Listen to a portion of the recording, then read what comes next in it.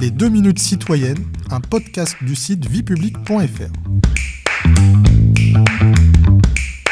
Bonjour à tous, je suis Guillemette, rédactrice pour le site viepublique.fr et je vais aujourd'hui vous parler des collectivités territoriales. Les collectivités territoriales sont définies à l'article 72 de la Constitution.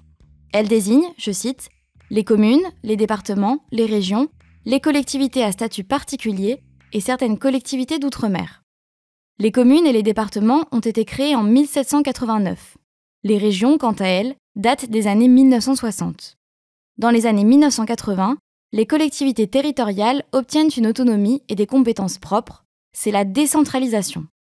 Qu'entend-on par décentralisation ? La décentralisation désigne le transfert de compétences et de moyens de l'État vers les collectivités territoriales. En France, ce processus débute en 1982 avec les lois de Defferre. Ces dernières reconnaissent les droits et libertés des communes, départements et régions et définissent leurs compétences. En 2003, la Constitution est révisée. L'article 1er de l'alinéa 1 dispose, je cite, « L'organisation de la République française est décentralisée ». Mais alors, dans quel domaine les collectivités territoriales sont-elles compétentes ? Depuis 1884, les communes bénéficient de la clause générale de compétence. Ce principe juridique leur permet d'intervenir dans toutes les matières qui présentent un intérêt public local, école maternelle et élémentaire, logement, environnement, dès lors qu'elles n'empiètent pas sur les compétences de l'État ou d'une autre collectivité territoriale. Les départements s'occupent principalement des collèges et de l'action sociale.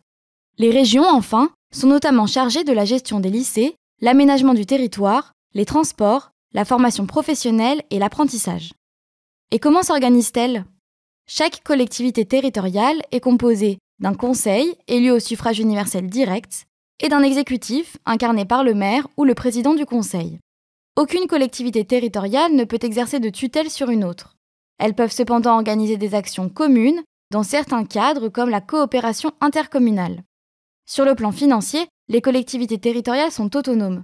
Elles disposent d'un budget propre et gèrent librement leurs ressources, impôts locaux, dotations de l'État, dans les limites fixées par la loi. Vous pouvez réécouter ce podcast et toutes nos séries sur vos plateformes préférées et notre chaîne YouTube. N'hésitez pas à vous y abonner. Et pour en savoir plus, rendez-vous sur notre site internet viepublique.fr et nos réseaux sociaux. On se retrouve très bientôt. Au revoir à tous.